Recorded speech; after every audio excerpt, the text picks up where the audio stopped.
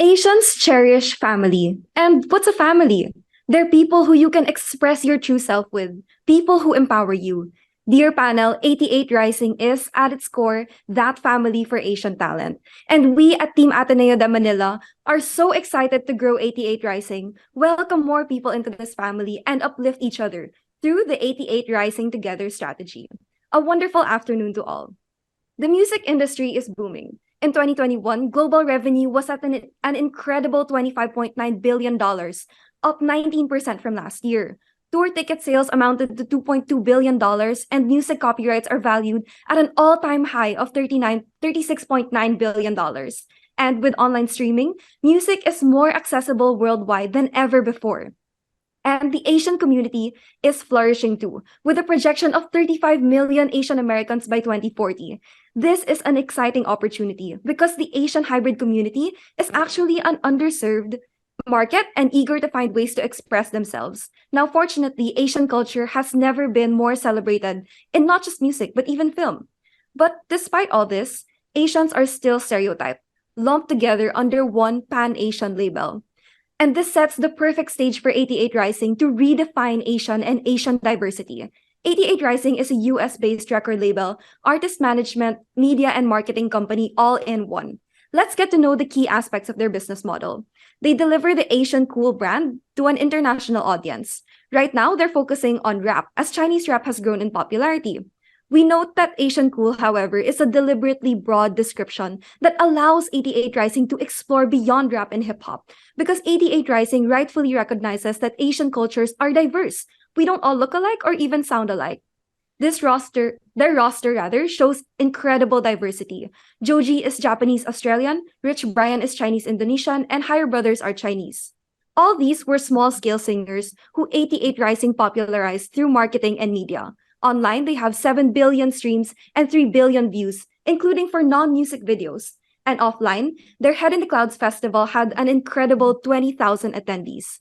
Now, a key driver for growth for 88 Rising is partnerships, both internal and external. They don't just promote their artists individually. Through the Head in the Clouds festival, they showcase them as a collective who can perform together under one name, 88 Rising.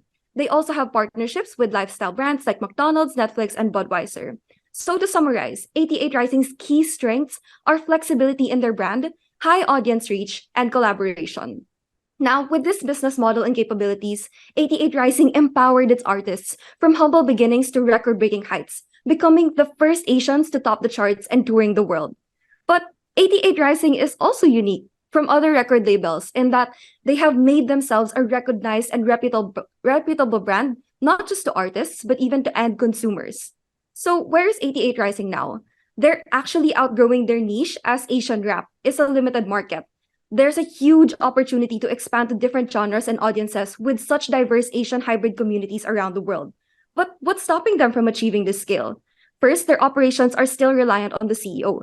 Talent scouting is actually personally done by him, and with just 200 employees, they still rely on the CEO's knowledge and industry connections.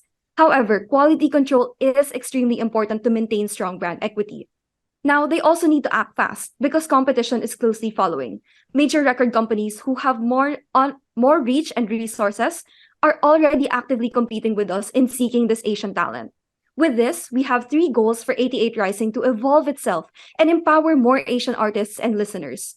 First, establish a brand identity that balances universal appeal and differentiation. Second, stand out from competing record labels. Third, establish a business model that balances scale and control. Now, this leads to our problem statement. How can 88 Rising evolve its brand and model to grow and scale? To further unpack this, let's talk to Louis. At its core, 88 Rising's goal was to empower Asians by debunking stereotypes through representation and by celebrating Asian culture. Their brand identity, Asian cool, but they focused first on Asian rap as it was the rising trend that time. But now, from just a niche brand, it has transcended into a global brand. Asian consumers are also incredibly diverse in background and are exploring new genres to express themselves. Given this, there is now an opportunity for 88 Rising to evolve and expand the Asian cool brand to tap into new audiences and increase its talent diversity. This poses for us the question, where should 88 Rising position itself as a brand and a record label?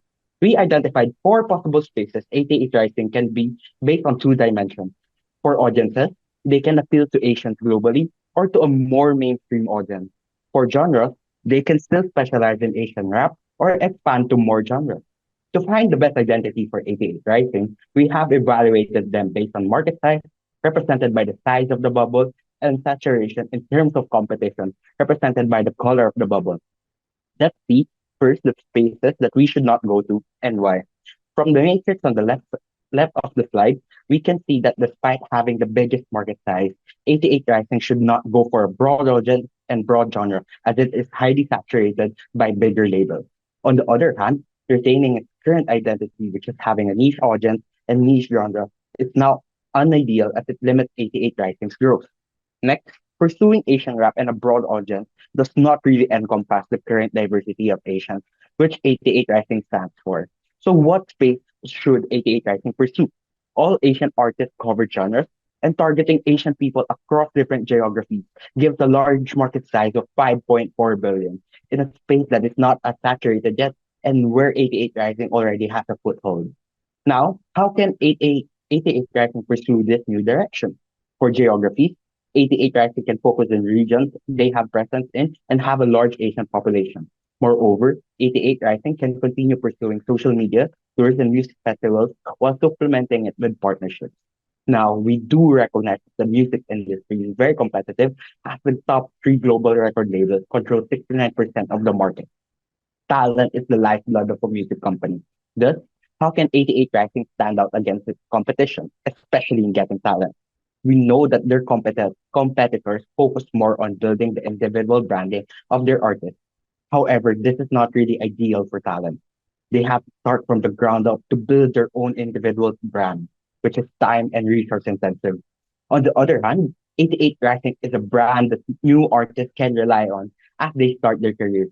88 Rising ever since has been building its own branding. Thus, it has a strong brand recognition, allowing it to stand out independently of its individual artists. This is a key strength new talent can ride on instead of building their own brand.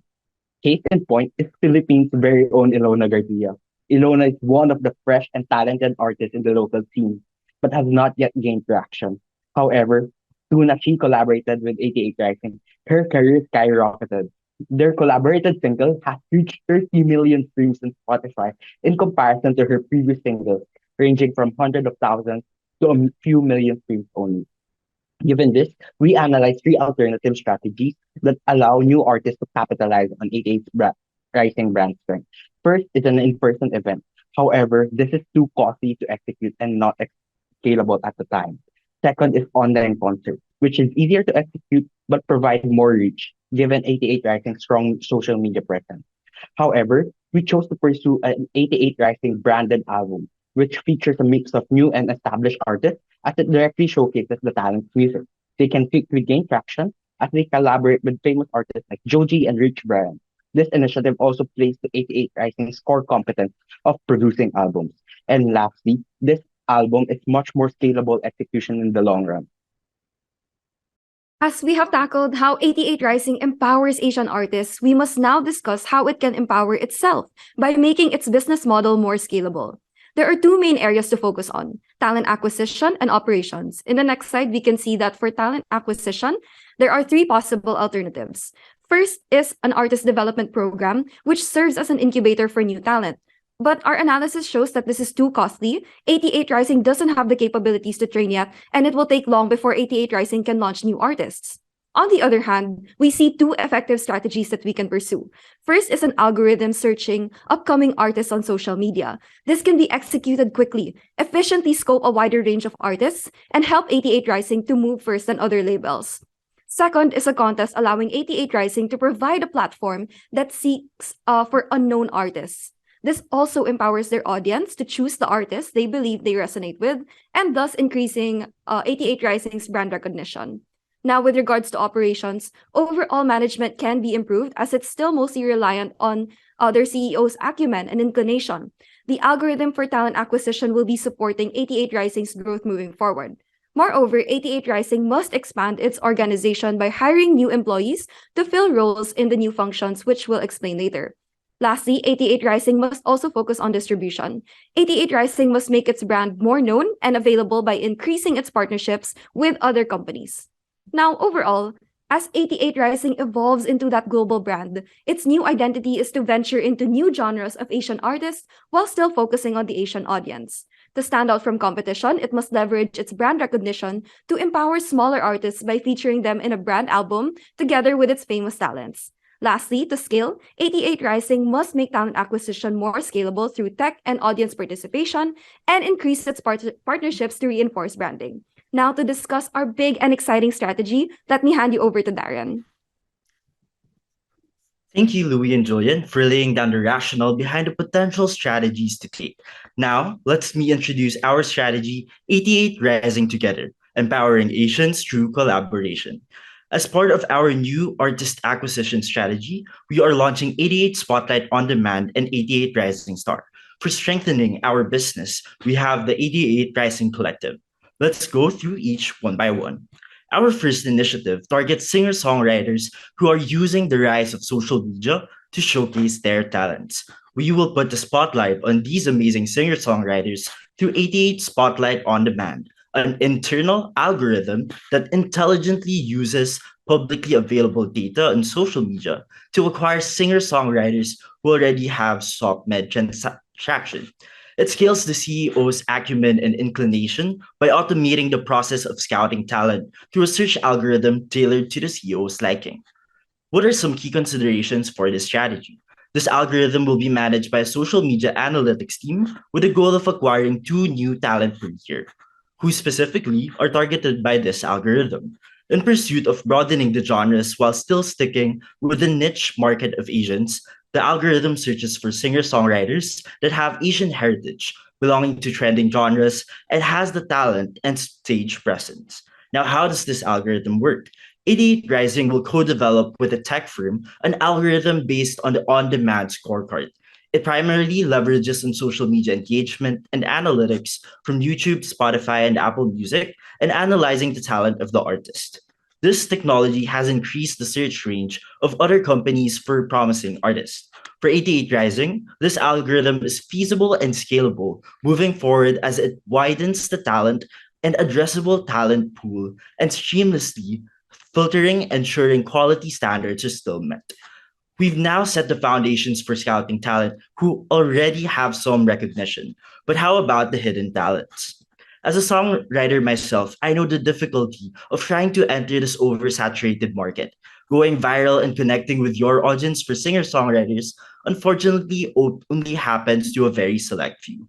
Thus, we propose 88 Rising Star, a competition for unknown artists. On the right, you will see the overview of the program. It is dominantly an online competition launched in the website and 88 Rising's YouTube channel, marketed in other social media.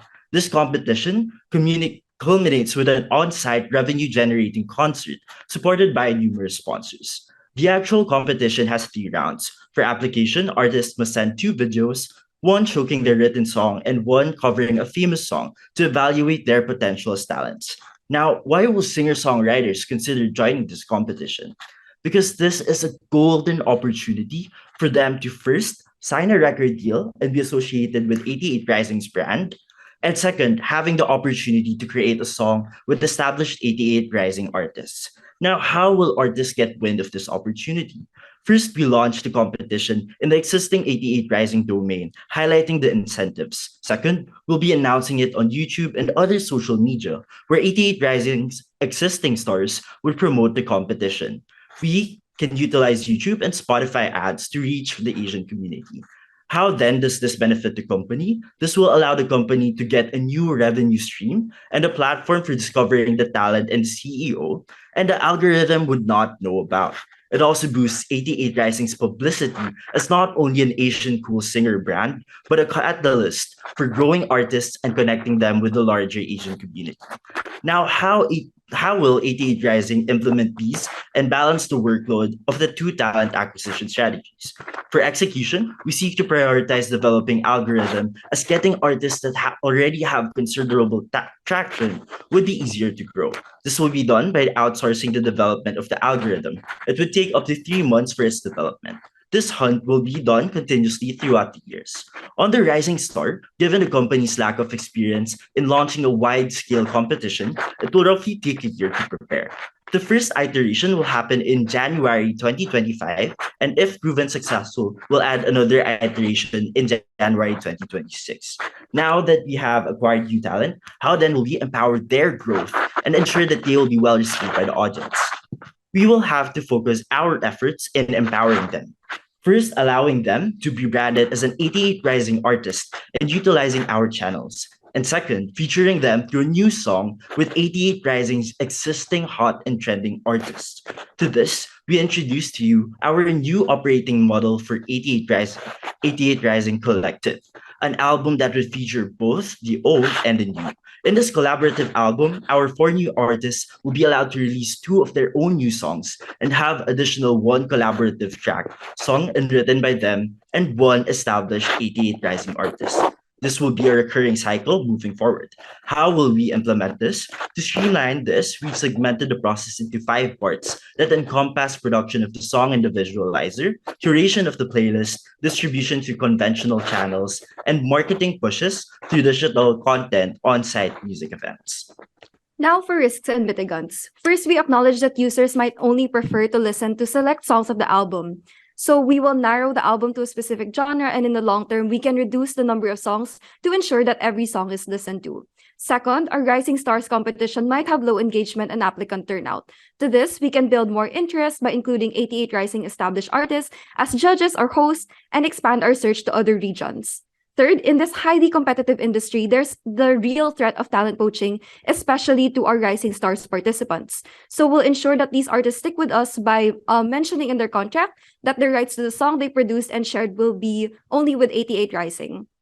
So how then do these strategies achieve our goals? Let's listen to Joyce.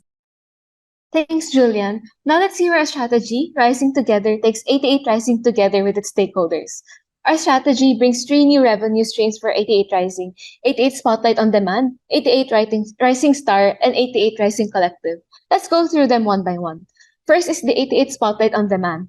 With a 20% take rate, we are expecting $24,000 in year 2, eventually reaching $120,000 for the first half of year 4. Second is the 88 Rising Star, our competition for unknown talent. Revenues from this segment is mainly driven by ticket sales, where we charge $100. Aside from ticket sales, we also have 3 other revenue sources, which are brand partnerships, concessionaires, and fan meets, leading to a total revenue of $780,000 in year 3 and $904,000 in year 4. Lastly is the 88 Rising Collective, where we collate songs from our different artists. Here we picture each album to have at least 4 small artists and 1 to 2 established artists. Based on Spotify's average royalty rate of 0.003 per stream, we are expecting a revenue of around $1 million in year 2 up to year 4. And this is assuming for one platform only. Now, let's move on to our costs, which are mainly salaries, algorithm development, event costs, and marketing. All in all, this leads us to positive cash flows for each year, except for the first year, where we focus on building the team and developing the algorithm for the 88 Spotlight on Demand. Not only that, with our efforts, 88 Rising will also be able to expand its reach, primarily its number of subscribers, from just over 6 million in 2022 to over 7 million in 2026. Now that we've seen the positive impact of our strategy on 88 Rising, what about our stakeholders, most especially our artists? Before, it was so difficult for them to enter and make a name in the industry.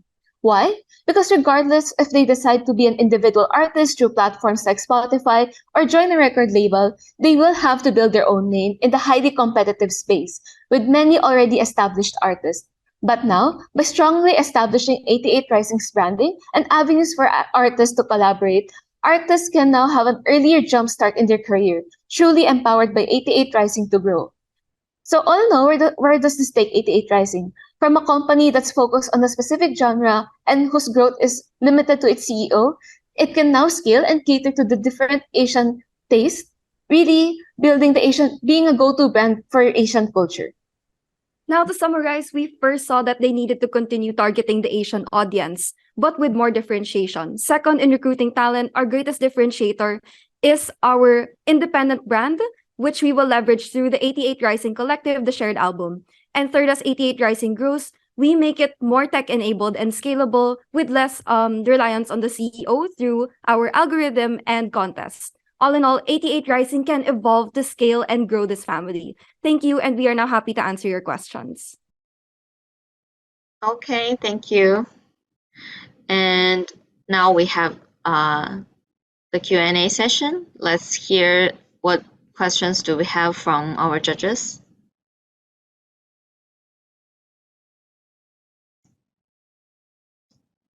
Who will going first? I'll go first. Yeah, I'll go Okay, first. thank you. Thank you, everyone, for a very comprehensive presentation. Now, I would like to understand a little bit more. I understand in order to scale, you have a very good plan to, get a agency to have the algorithm to scout for the talents. Now, what is the timeline given? What if this is with the assumption that the company would be able to come up with the algorithm, right? In order to enable you to scale for the. So sorry, let me collect my question again. Can I leave it to other judges to ask first? Let me come back with this question. So sorry, I lose it. Can I do first? Yeah, please. So sorry. Yeah, please. Yeah. Okay. Thank you so much for your insightful presentation. So I think that your analysis is so detailed and analytics. So it is so exciting to understand. But the specific questions about your strategy, one of your strategy, I thought that you are focusing on more specific artists to concentrate your capability on your marketing. But the current challenge of this company is already to losing key artists to the library company. So if you implement your strategy, I think that your risk to losing the key artist must be more increasing. So how do you mitigate this kind of risk, keeping the current key talents?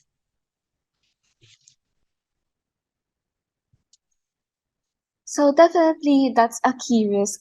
And one way that we plan to keep our key talents is make sure that we continuously grow as a company so that they can reach more customers and they can let their music reach the end consumer. So for example, with our efforts where we more directly connect our new artists and our more established artists, then that gives more opportunity for both our new and established artists to bring something to the market that is exciting to their target market. And as we do that, we expect our following, for example, and our YouTube to grow. And as you mentioned, the interesting thing about 88 Rising's YouTube channel, for example, is that it's the collation of all the artists. So as long as we continuously to work on this and live the mission of acting as a family, then we can ensure that the growth of all of our artists can be sustained. Okay, thank you. Just a question on the on the sort of initial strategy regarding this algorithm, I think which you plan to outsource, right? So I think it's not an in-house thing, it's an outsource thing. So I guess what are sort of what's your thinking around scenarios? So this could maybe not work, or it could work very well. It couldn't work, or it could work, but maybe not as good as expected, right? What's your thinking around the potential scenarios as to how this could sort of go bad or go really well just from the start? It's a little bit of a crucial point, right at the beginning. Can I just get your thinking around that? Surely. So we do acknowledge that outsourcing this technology could actually dilute what the brand actually wants in terms of reaching the talents that they are looking for, which is why we're co-developing this platform with the tech firm and training the algorithm using the data that the CEO was using when he was scouting for the talent, such as Joji. So here it's a co-developed criteria, and it's just the outsourced tech firm would just implement this, and hopefully through that we can actually analyze if it's applicable to Joji, and now we can train it and use it for new talent. And would there be a possibility that the time might not work if that's if let's say if the outsourcing firm does not deliver? So in terms of timeline, we allocated 3 months for this, and based on more research, we noted that an algorithm such as the selection search tool could actually take within 4 weeks. So our 3 month timeline is already conservative in creating the platform and fine tuning the scorecard to actually deliver the criteria that will work for the company. If I may add to that, so on top of building this algorithm, we still keep the human touch of the artist being filtered by actual people from the company on top of using the algorithm. So the algorithm is then used as a tool. So as mentioned, this timeline is already conservative, but in the case that we face some delays or the algorithm is not developed, we still have the people on the ground who can check the social media platforms and see who's trending right now and personally reach out to them. And we can still tap into our CEO because right now the CEO is handling all of the recruitment. He's filtering everyone. So at the very least, with this extra hand of extra employees and with the algorithm being developed, we are still expecting to see an increase in efficiency or at least a lightened workload for our CEO. Thank you.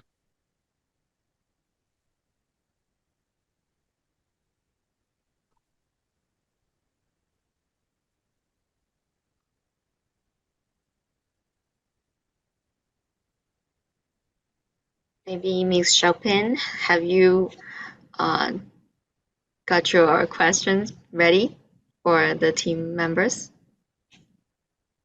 Oh, sorry, I think you are unmuted. You are muted. It's okay. Oh, yeah, Sorry. works. Hi, thank you, everyone.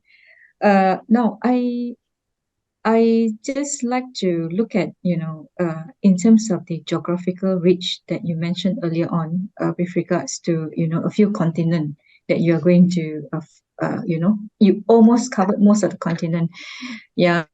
And you also talk about having the initiative to have this competition and all that, which is very good. And how are you going to do this? Is it going to be online competition by region, or is going to do it, at one go for all the continent? Because you have one slide, yeah, if I remember, yeah. Okay, thank you so much for that question. So our contest is actually a mix of online and on-site. So the Okay. first half will be held online, and anyone can join there from any region. And then after that, we'll narrow it down to our top 12 artists who will perform on-site. Our first iteration will be in the US, since that's where we have the biggest foothold right now and where the Asian community is really thriving. So it will be limited to US at first, but in future iterations, we'll do it per region. Okay, thank you.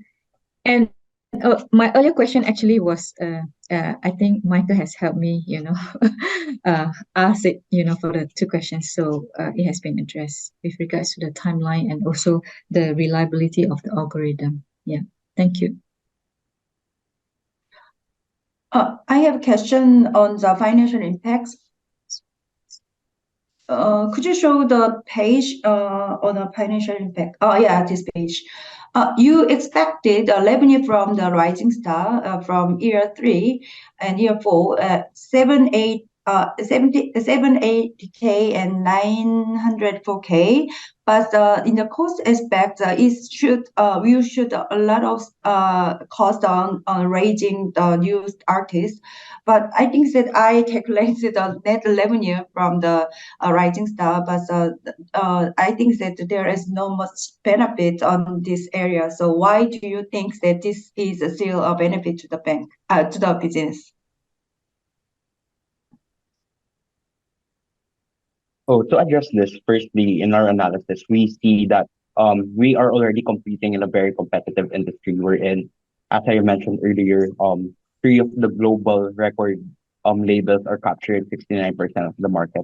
And this initiative is meant to have an advantage over these companies as we are actively seeking unknown artists. So we're not just banking on onboarding already famous artists, right? So we want to build a culture wherein we are seeking upcoming artists that really represent our branding and really represent our Asian culture. That even if this initiative may not be particularly going to our strengths as a record label, as we still have to establish the capacity, which can be seen through the cost. We see that this is a very good investment moving forward for 88 Rising to grow its company despite the high cost that you are seeing right now in the financial.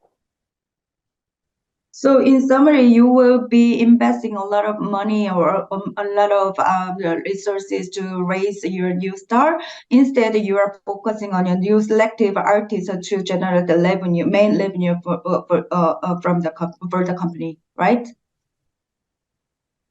You Yes. think that this is sustainable?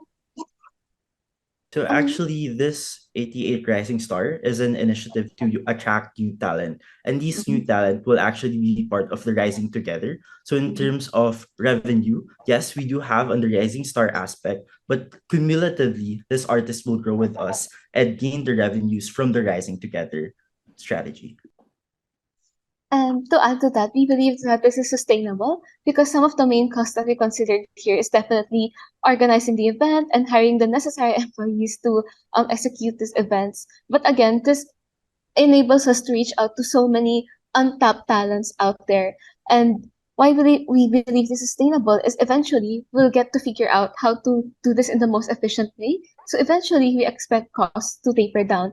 And on top of that, we are hopefully expecting to do this event year by year, really gaining traction and the attention of the public. So right now, one of our main revenue drivers is our ticket sales. But eventually, if this event becomes more and more attractive to the people, we believe that we have a room to maybe increase first the prices of the tickets, and secondly, even maybe avail for a bigger event once we have really established ourselves already in this space. And lastly, just to supplement also, the forecast with Rising Together is actually very conservative as we only consider Spotify as our platform to release our songs. So if we are also to consider releasing our album to YouTube and Apple Play, it will also certainly increase our cash flow, thus possibly offsetting the big cost for Rising Star overall. Okay, thank you. One other question on the risk slide from me.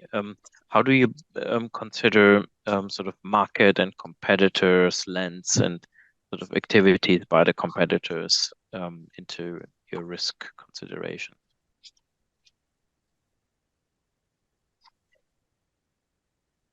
In terms Yes, of risk, you can go ahead, Chucky. Okay, so yes, we did consider that our competitors are becoming more active in recruiting Asian talent, which is why one of our key risks was talent poaching. And we mitigated this by having that contract that secures our rising star, of course, in exchange of us giving them a platform and giving them all these resources and audience. We do expect them to at least be bound to us for a certain time. And that's how we prevent competitors from taking these stars.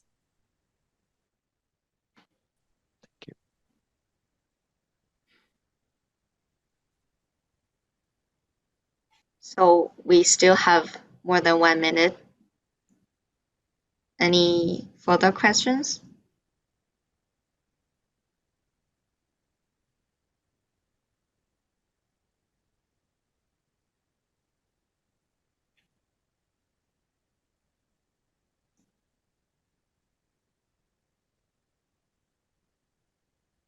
If we do, yeah, go ahead. I'm sorry, I have no more question. Okay.